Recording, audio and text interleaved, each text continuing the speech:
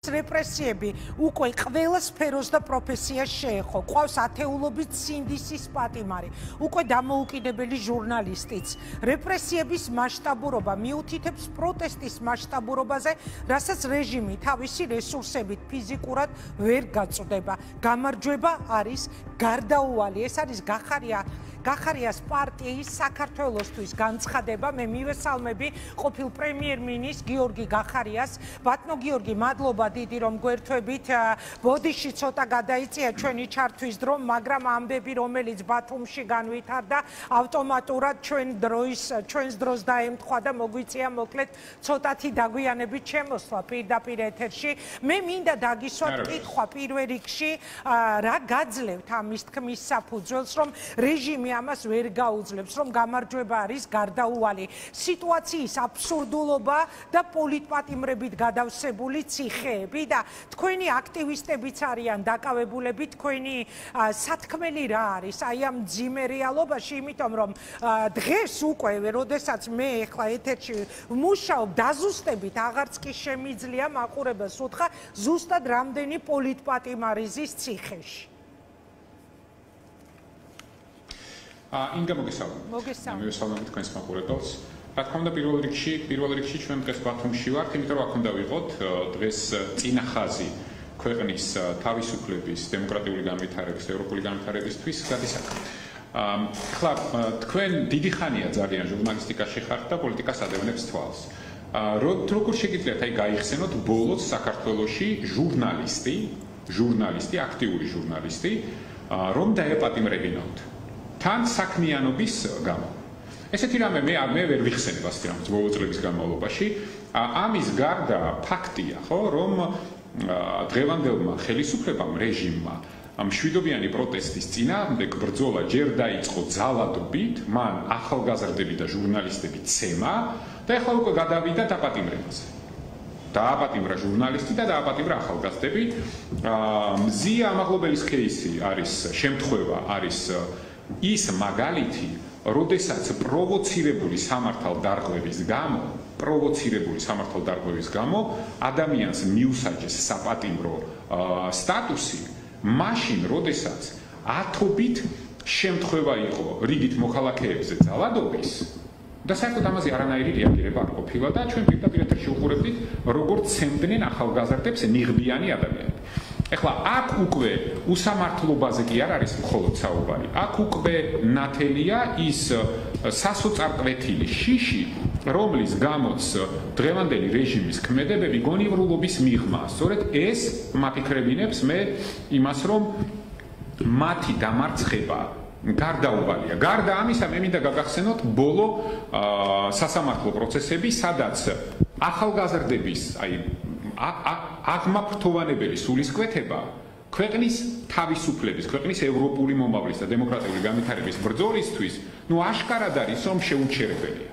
და ადამიანების რაოდენობა როგორც რუსთაველზე, ასევე ბათუმში. მინდა გაგახსენოთ, რომ სწორედ ბათუმიდან დაიწყო ის მთავარი საპროტესტო მუხტი და მოძრაობა, რომელიც შემდგომ გადაედო თბილისს და საქართველოს ბევრ ქალაქებს. ამის შემდგომ ოცნებამ, რეჟიმმა, რა თქმა უნდა, უკან ნაბიჯები გადადგა და დღეს ისევ ბათუმიდან დაიწყო ახალი გამწვავების ფაზა.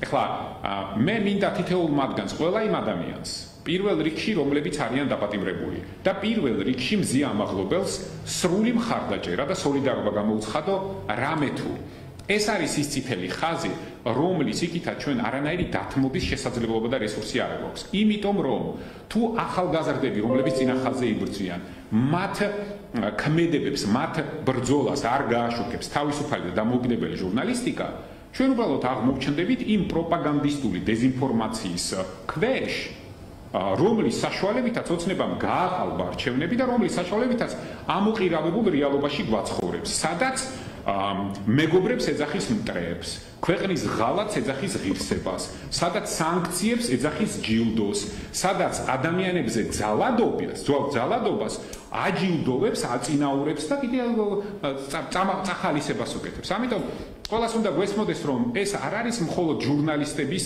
დაცვა.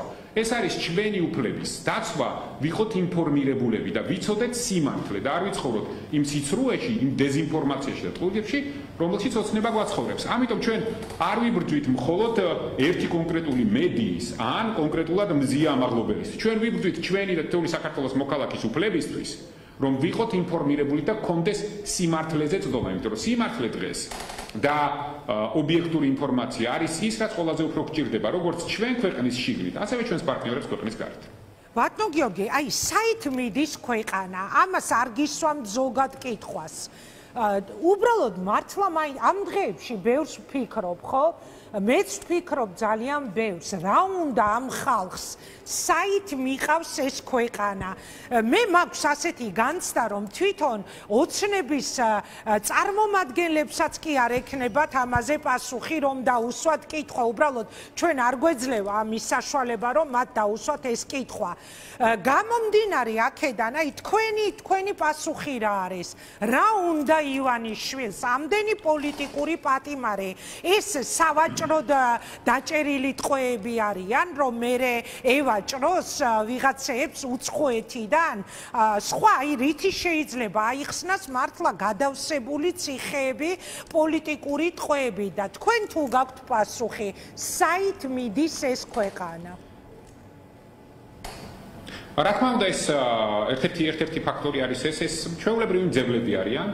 მე მინდა უბრალოდ აი ჩვენ ახლა იმ თქვენ ძალიან დიდი გამოსილება გქონთ, რომ ესე შევხედოთ. ფაქტობრივად გაყალბებული არჩევნების შედეგად ივანიშვილმა მოახერხა და გააუქმა ყველა ინსტიტუტი. ყველა ინსტიტუტზე ერთადერთი ინსტიტუტი პრეზიდენტის ინსტიტუტი იყო დარჩენილი მეტნაკლებად დამოუკიდებელი, რომელზეც კონტროლი ასევე იყო. ამის შემდგომ ახლა მე მინდა რომ ამას განსაკუთრებული ყურადღება მივაქციოთ. რა თქმა უნდა, ივანიშვილს მძევლად ყავს აყვანილი ის ადამიანებიც, რომლებიც ოცნებას აძლევენ ხმას. და ამის ყოველდღიური მაგალითები გვაქვს ჩვენ. აი მაგალითად, როგორ ხდება სრული დეგრადირება სასამართლო სისტემის. და ეს სრული დეგრადირება სასამართლო სისტემის ხდება პირდაპირ ეთერში. როგორ ხდება ჩემ და სამწუხაროდ სრული დეგრადირება და სახის დაკარგვა საპოლიციო სისტემის, რომელიც ჩვენ ასევე ვიხილეთ გუშინ და ყოველდღიურად ხედავთ ამ ნიღბების უკან დამალული ადამიანების ძალადობის და ამასთან ერთად ის, რაც გუშინ ვნახეთ, მაგალითად მზია ამაღლობელის შემთხვევაში ადამიანი მიიყვანეს რიგითი პოლიციელები დღეს სასამართლო პროცესზე, რომლებმაც მიცეს ჩვენება მაშინ, როდესაც ადამიანები, რომლებიც იქ უნდა იყვნენ, მათი ხელმძღვანელები, ისინი ყველანი დამალულები არიან. ის როგორ ხდება სრული დეგრადაცია საპროკურორო სისტემის. როდესაც აი მე დღეს უყურებდი სასამართლო პროცესზე ბათუმის ერთ-ერთი პროკურორის გამოსვლას და შემდგომ მის კომუნიკაციას ჟურნალისტებთან, ეს წარმოუდგენელი მეას ადამიანები უბრალოდ ყველაფერთან ერთად გულწრფელად მეწოდება, იმიტომ რომ ისინი უბრალოდ არიან მძევლები იმ სისტემის, რომელიც სამწუხაროდ თვითონვე შექმნეს, მაგრამ ამასთან ერთად უნდა გვესმოდეს, რომ ფაქტობრივად ხდება სრული დეგრადაცია სახელმწიფო სხეულის. ამის შემდგომ ივანიშვილს მძევლად ყავს აყვანილი ოცნების მხარდამჭერებიც და ის ადამიანები, რომლებიც დარჩნენ თავისუფლად მოაზროვნე, კრიტიკულად მოაზროვნე, ბრძოლის უნარიანი, რომლებიც ფაქტობრივად დღეს იცავენ ქვეყნის მომავალს, ქვეყნის დღევანდეობას, თავისუფლებას და დემოკრატიას, ეხლა ცდილობს მათ მძევლადაც აყვანას, ოღონდ ძალადობით და მათი დაპატიმრებით. საბოლოო ჯამში მე უბრალოდ დარწმუნებული ვარ, რომ ეს ყველაფერი კეთდება იმისთვის, რომ შემდგომ სარფიანად იბაჭროს, უბრალოდ აი ხარბი ადამიანის პოზიციიდან სარფიანად იბაჭროს იმისთვის, რომ ეს კორუმპირებული მოპარული ფული, რაღაც პირადი ინტერესები, ეს ყველაფერი დაიცვა. საბოლოო ჯამში ჩვენ ყველას კარგად უნდა გვესმოდეს, რომ ჩვენ აღარ გვაქვს უკვე დასათმობი არც ერთი სიმაღლე.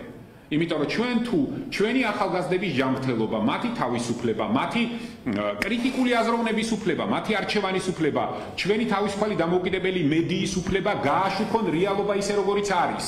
ეს ყველაფერი დავთმეთ, მაშინ გამოდის, რომ ჩვენ საზოგადოება აღარა ვართ. ჩვენ უბრალოდ სწორი და ინფორმირებული არჩევანის გაკეთების შესაძლებლობა არ გვექნება.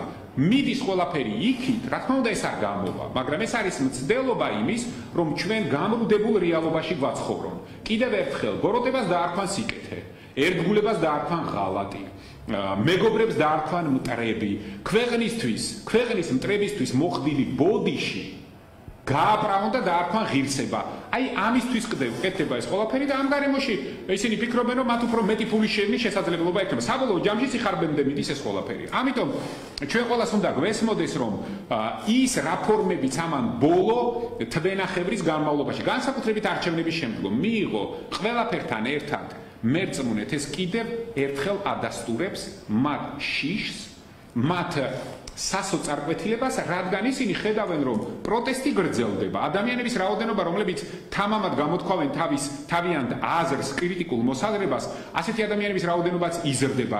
ჩვენი საერთაშორისო პარტნიორების პოზიციების კონსოლიდირებაც ხდება. ეს ზეწოლა გაიზრდება. ამიტომ ჩვენ ყველაფერი უნდა გავაკეთოთ იმისთვის, რომ ნაკლები ემოციურობა, მეტი პრაგმატულობა, მეტი სოლიდარობა და ურთიერთმხარდაჭერა სოლიდარობა და ურთიერთმხარდაჭერა დღეს არის კრიტიკულად მნიშვნელოვანი. მე დღეს შევხვდი ჩვენი უსამართლოდ და უკანონოდ დაპატიმრებული ახალგაზრდების ელიზბარ ჭიკვაძის და მათე ცენტერაძის მშობლებს. აი გულწრფელად გეუბნებით, რომ მე ამ დედების საუბარშიც, გამოხედვაშიც და ინტონაციაშიც სიამაყის მეტი ვერაფერი მე თითქოს მათი მხარდაჭერა და გამხნევება მინდოდა, მაგრამ არაფერი გასამხნევებელი ამ ადამიანებს არ გქონდათ, იმიტომ რომ რასაც ხედავენ მათი შვილები როგორ მოქმედებენ, როგორ იქცევიან, როგორ მეტყველებენ, როგორი ფასეულობები აქვს. ეს ადამიანები ამაყობენ და მეც ვამაყობ ისეთი ახალგაზრდებით, რომლებიც არა მე არ მინდა გამოვყო მარტო ჩვენი პარტიის ახალგაზრდები. მინდა იცოდეთ, რომ ბათუმი არის ჩვენს პოლიტიკურ ველზე ის კარგი გამონაკლისი, როდესაც პოლიტიკური პარტიების ახალგაზრდული ორგანიზაციები იდეალურად თანამშრომლობენ. ისე უდგანან ერთმანეთს გვერდით ეს სტუდენტები, რომ ჩვენ ძალიან ბევრი გვაქვს მაგდან სასწავლი და საბოლოო ჯამში მე დარწმუნებული ვარ, რომ ის კონსოლიდირება პოზიციების აზრის ქმედებების, რომელიც არა მხოლოდ ქვეყნის შიგნით არის, არამედ საერთაშორისო პლატფორმაზეც ჩანს, საბოლოო ჯამში ჩვენ მიგვიყვანს იმ შედეგამდე. მე არ მინდა ამას დავარქვა დამარცხებული და გამარჯვებული. ჩვენ ხო საბოლოო ჯამში ერთიანობის და საბოლოო ჯამში ხო უნდა გვესმოდეს, რომ ორივე მხარე საქართველოს მოქალაქეები არიან. ჩვენი მიზანი ხო რა? ჩვენი მიზანი არის სამართლიანი დემოკრატიული არჩევნები, რომლის საშუალებითაც ჩვენ გამსაზღვრავთ, როგორი უნდა იყოს ქვეყნის განვითარება, როგორი უნდა იყოს ქვეყნის ტრაექტორია და ვინ უნდა მართოს ეს ქვეყანა. შესაბამისად, მიუხედავად იმისა, რომ წითელი ხაზები გადალახულია და ეს ფაქტია, დღეს ჩვენ ვერ ვიტყვით იმას, რომ ის დანაშაულები, რომლებიც ბოლო 2 თვის განმავლობაში იყო ჩადენილი, ამ დანაშაულების პატიება შესაძლებელი იქნება, მათ უნდა მიეცეს რა თქმა უნდა პოლიტიკური შეფასება და იქ სადაც ეს აუცილებელია სამართლებრივი შეფასებაც. მიუხედავად ამისა, ჩვენ ყველას უნდა გვესმოდეს, რომ ჩვენ დღეს მე გულისხმობ იმ ადამიანების, რომლებიც საპროტესტო აქციებზე დგანან. ჩვენი პასუხისმგებლობა ბევრად უფრო მაღალი პასუხისმგებლობაა ვიდრე დღევანდელი ხელისუფლების. ჩვენი თმენის ვალდებულება ბევრად უფრო მეტი უნდა იყოს ვიდრე იმიტომ რომ ეს უკვე ხელისუფლება აღარ არის. ისინი არ ემსახურებიან სახელმწიფოს და მოქალაქეს. ისინი ემსახურებიან თავის პირად ინტერესს, თავის კორუფციას და თავის უსაფრთხოებას. და აქეთ ამ მხარეს დგას ხალხი, რომელიც იცავს სახელმწიფო ინტერესს და რომელიც იცავს ქვეყნის მომავალს და რომელიც ზრუნავს მოქალაქეების უსაფრთხოებაზე, ჯანმრთელობაზე და მათ კეთილდღეობაზე. ამიტომ ჩვენი თმენის ვალდებულება შეიძლება ბევრად უფრო მეტი იყოს ვიდრე იმ სახელმწიფო მოხელების. ეს ძალიან კარგად გამოჩნდა ეხლა იაგერ აბუდაბიში. აი ხა როგორ წარმოგიდგენიათ ადამიანები? უნდა დამესვა ამაზე ისედაც თქვენთვის კითხვა, აი რა შეფასებას მისცემთ ამ ყველაფერს სკანდალი აბუდაბიში და ერთ ადამიანს თავს დასხმული ეს ქართული ოცნების დეპუტატები. რა არის აი ეს თქვენთვის? სამარცხვინო, ეს არის სამარცხვინო და ამის შემდეგ ვიღაცეები გამოდიან და ამბობენ, რომ აბარო ეხლა ქართულ კაცო შეგინებაო, როგორ უნდა მოითმინოსო. აი საოცრებებს ლაპარაკობენ, ინგა უბრალოდ წარმოუდგენ რაღაცას ლაპარაკობენ და ქვეყნის გარეთ, ქვეყნის პარლამენტარები ძალადობით მუშტი კრივით ერთ საქართველოს მოქალაქეზე თავდასხმით თურმე ცდილობენ თავის ელექტორალური რეპუტაციის გაძლიერება საქართველოში. აი ხო ხვდებით რა რეალობაში ცდილობენ რომ გვაცხოვრონ. არც ქართულია, არც ღირსებასთან რაიმე კავშირი აქვს. თავი რომ დაანებო, არც პოლიტიკურია, კაცო. არც სახელმწიფოებრივია. არა ამ ორმა თუ სამმა თუ არ ვიცი ხა რამდენი იყვნენ. თავიანთ რაღაც არ ვიცი ამას ან ეგო როგორ უნდა დაარქვა, სამარცხვინო. სამარცხვინო, ამას მეც ვერაფერს ვერ დაარქმევ და ამას აკეთებ ქვეყნის გარეთ. მაშინ, როდესაც შენ ქვეყნის სახე უნდა იყო, დეპუტატი ხარ, ადამიანო. ამიტომ ყველაფერს თავი რო დავანებოთ, ხო? ამიტომ ეს არის დღევანდელი რაღაც აგრესიული, გაუნათლებელი პროვინციული სახე ქართული ოცნების, რომლის სისულელეებიც და მავნებლობებიც მერწმუნეთ, ჩემი თქვენი და იმ ადამიანების გადასაზღვევია, რომელიც ყოველდღიურად აქციებზე დგანან, თორე ეს ამას წარმოდგენა არ აქვს. რას აკეთებენ, როგორ აკეთებენ, მათი მამოძრავებელი мотиваცია რა არის ხო, გასაგებია ხო? ფული, კომფორტი, ეს საშინელი ქცევა, ეს რაღაც ეგოცენტრული, რაღაც მანიაკალური გამოხტომები, ამიტომ ყველას კარგად უნდა გვესმოდეს, რომ ეს არის ჩემი მთავარი მესიჯი, ყველას კარგად უნდა გვესმოდეს, რომ დღეს პროტესტის პასუხისმგებლობა ქვეყნის, სახელმწიფოს, ახალგაზრდების და ჩვენი მომავლის წინაშე ბევრად უფრო დიდია, ბევრად უფრო მაღალია და ამ პროტესტს აქვს ამის უნარი, რომ ეს პასუხისმგებლობა აიღოს და მართოს და იმათ, ვინც ქვეყნის გარეთ მუშტიკრივი ძალადობით და ქვეყნის შიგნით კიდე უდანაშაულო ჟურნალისტების დაპატიმრებით ცდილობენ ფონს გავიდნენ და ძალაუფლება შეინარჩუნონ. ეხლა ხო ხვდებით, რომ მათთვის არც თმენის ვალდებულება არაფერს არ ნიშნავს, არც სახელმწიფო ინტერესები არაფერს არ ნიშნავს, არაფერი არაფერს არ ნიშნავს. ნიშნავს მხოლოდ და მხოლოდ მეტი ფული მოიპარონ, მეტი ფული დამალონ. ეს არის ის რეალობა, რომელშიც ჩვენ ცხოვრობთ. ჩვენ მთავარი რაც უნდა გავაკეთოთ, ჩვენი ქვეყნის, ჩვენი სახელმწიფოს ბუნებრივ ინტერესებს უნდა გავუფრთხილდეთ. ამ мотиваციიდან გამომდინარე ჩვენ მათ მაგივრადაც უნდა ვიფიქროთ. იმიტომ რომ ჩვენ და საუბედუროდ ეს ხალხი წარმოადგენს დღეს ქვეყანა ჩვენს სახელმწიფოს, ქვეყნის შიგნითაც და ქვეყნის გარეთაც. სხვათა შორის აი ეხა ჩარე ბოდიში ჩართვით რო ხართ გვიან მოდის ჩემი ხმა და ამიტომ არ გაწყვეტინებთ ხოლმე.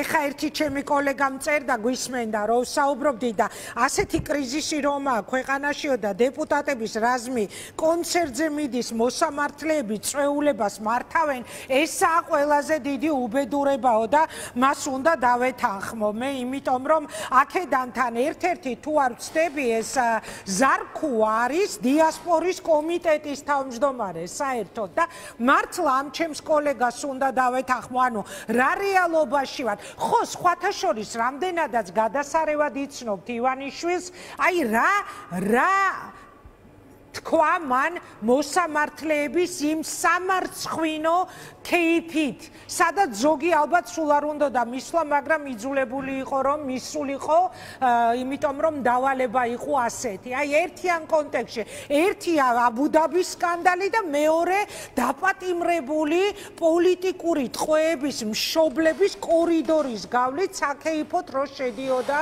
ეს ხალხი. აი რა გვითხრა ამით ივანიშვილმა? ინგა მერწმუნე რომ მოდი რა თქვა ან რისი თქმა უნდა და ამაზე აი მოსამართლეებმა იფიქრონ, რომლებიც აი ამ კორიდორით შევიდნენ რესტორანში, იმათმა იფიქრონ. ეს მათი პრობლემაა. ჩვენ ბევრად უფრო მნიშვნელოვანი და მეტი პრობლემები გვაქვს. ჩვენი ყველაზე დიდი პრობლემა არის ის, რომ ფაქტია, რომ დღეს ივანიშვილი და რეჟიმი ერთმანეთს უპირისპირებს. პოლიციელს და საქართველოს მოქალაქეს, მოსამართლეს და საქართველოს მოქალაქეს, პროკურორს და საქართველოს მოქალაქეს, სახელმწიფოს და საქართველოს მოქალაქეს. ერთმანეთს უპირისპირებს და ამ დაპირისპირებას სულ უფრო და უფრო აღრმავებს. ეს არის ჩვენი ყველაზე დიდი ტრაგედია და ყველაზე დიდი გამოწვევა. მაშინ, როდესაც ჩვენს ირგვლივ იმდენად დინამიურად ვითარდება ყველაფერი, რომ ჩვენი მეზობელი ქვეყნები თავის ისტორიულ მიზნებს აღწევენ. თავის ისტორიული პრობლემებიდან და გამოწვევებიდან აღწევენ. მაშინ დავაკონკრეტებ, თუ შეიძლება რეკლამამდე დავაანონსე ეს, მაყურებელს უყვებოდი იმის შესახებ ამერიკის შეერთებულმა შტატებმა და სომხეთმა სტრატეგიული პარტნიორობის შესახებ, რომ გააფორმეს დოკუმენტი, ამ დროს ჩვენ პირიქით რომ გაგვიუქმდა ეს სტრატეგიული პარტნიორობა და პლუს ამისა უცებ რუსეთის საგარეო საქმეთა მინისტრი ლავროვი აცხადებს, საქართველოს შეუძლია 3+3 ფორმატში თავისი ადგილი დაიკავოს. ამიტომ დავსვი ეს კითხვა, საით მიყავთ ეს ქვეყანა? აი ეს ორი ამბავი დავაკავშიროთ მოდით ერთმანეთთან და რა კომენტარს გააკეთებდით? კომენტარს არ გამოვაკეთებდი, ერთი რამე მინდა გავიხსენო იმგარა. ახალი დაბრუნებული ვიყავი საქართველოში, ოცნებას ახალი მოგებული ჰქონდა არჩევნები და თუ არ ვცდები, ერთ-ერთი პირველი ვიზიტი იყო ივანიშვილის ერევანში. და მახსოვს ის აქტუალებული მაშინდელი სომხეთის პოლიტიკით აქტუალებული კომენტარები, რომელიც გააკეთა და ფაქტობრივად ეხლა რომ შევხედოთ, სომხეთის საგარეო პოლიტიკა სრულად შეიცვალა. და ჩვენ და საუბედუროთ იგივე როლს რეგიონში ხვალდაზე ჩვენ თუ პრობლემას და გამოწვევებს არ უპასუხეთ, შეიძლება საქართველოს მოუწიოს შესრულება.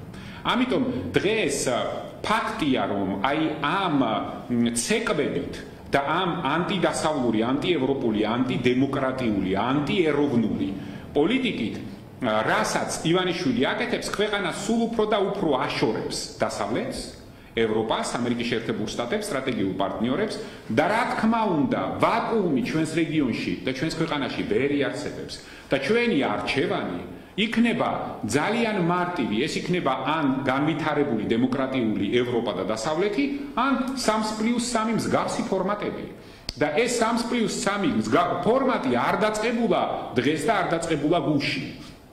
და მე როგორც მაქვს ერთხელ ნათქვამი ეთერში, ჩემი ერთ გადადგომის ერთ-ერთი მიზეზი სწორედ ეს იყო. იმიტომ რომ მაშინაც სერიოზული წნეხი იყო ამ 3+3 ფორმატიდან და მაშინ ჩვენ გამოვნახეთ ძალა და შევძელით და კატეგორიული უარი განვაცხადეთ ამ ფორმატში მონაწილეობაზე მხოლოდ და მხოლოდ იმიტომ რომ უნდა გვესმოდეს რომ ამ ფორმატში საქართველოს თუ არა აზღვევს ჩვენი სტრატეგიული პარტნიორები, ჩვენი დასავლელი პარტნიორები, ამერიკის შეერთებული შტატები და ევროკავშირი, ჩვენ უსუსტესად, საერთოდ უზარმაზარი უსაფრთხოების და უზარმაზარი პოლიტიკური რისკები შეგვექმნება ამ ფორმატში მონაწილეობით. ამიტომ ეს ადამიანები, როდესაც მსგავს საგარეო პოლიტიკურ საკითხებზე საუბრობენ, გარდა იმისა, რომ კომპეტენცია არ ყოფნით, უბრალოდ იმხელა რისკებში შეყავთ ქვეყანა, რომ ჩვენ თუ დროზე არ ვიმოქმედეთ და დროზე არ დავიცავით, არა მხოლოდ ჩვენი შიდა პოლიტიკური სიმშვიდე, არამედ ჩვენი ეკონომიკური უსაფრთხოება და რეალური ჩვენი საგარეო პოლიტიკური ორიენტაციები და საქართველოს როლი გლობალურ უსაფრთხოების ინფრასტრუქტურაში, რა თქმა უნდა, ეს ადამიანები ისეთი რისკის ქვეშ დააყენებენ ქვეყანას, რომ მათ დღეს ეს წარმოდგენაც არ აქვს. უბრალოდ ყოველ კორუფციას გამოკიდებულები უზარმაზარ ხიფათის წინაშე დაგვაყენებენ. ამიტომ ჩვენ ყველას კარგად უნდა გვესმოდეს, რომ ეს ყველა საკითხი ერთმანეთთან დაკავშირებულია.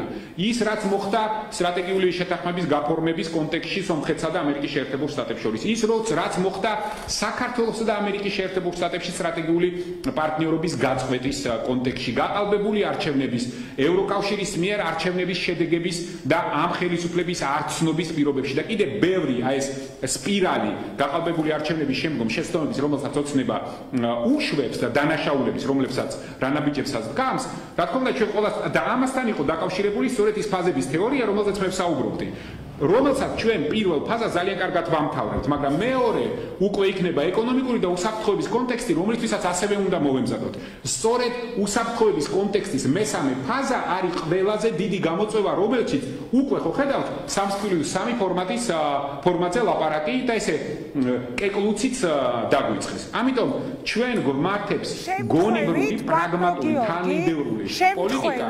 აქედან რამე არ აქვთ მოლოდინი, რომ შესაძლებელია ძალიანაც მისაღები იყოს საქართველოს ეგრეთ წოდებული ხელისუფლებისთვის მათი წინადადება, შემთხვევითი იყო ეს ლავროვის მხრიდან?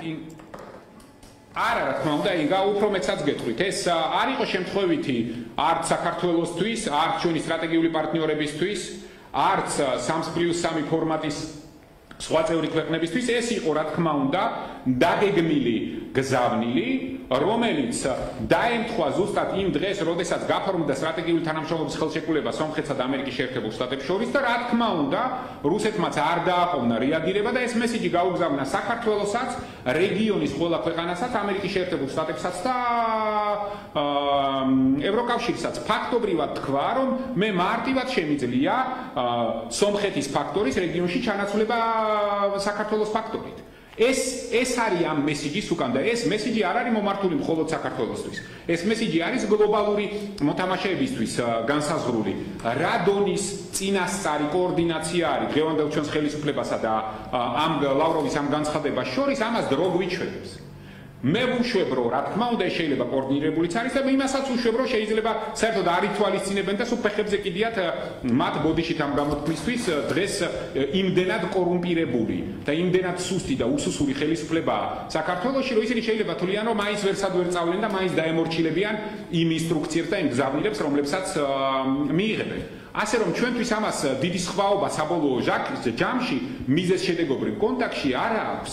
ჩვენ უნდა გვესმოდეს, რომ ის ნაბიჯები, რომელსაც დღეს ოცნება დგამს საქართველოში, არის საქართველოს ეროვნული ინტერესების წინააღმდეგ.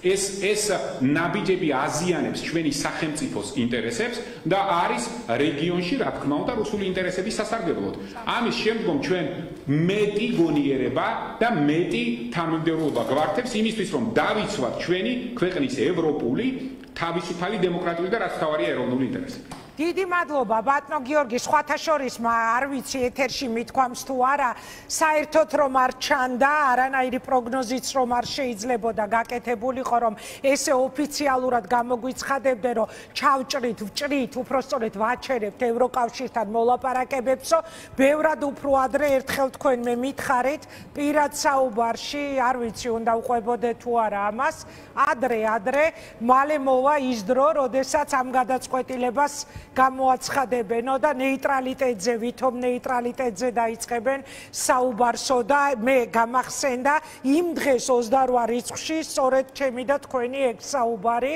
როცა ეგ მითხარით, მაშინ ცოტა ვერ დავიჯერე, რომ ამას გაბედაოდა ეს ხალხი, მაგრამ ძალიან მალე გაბედეს და გვითხრეს ეს. მადლობა, წარმატებას გისურვებ, დიდი მადლობა რომ იყავით ჩვენი სტუმარი. გიორგი გახარია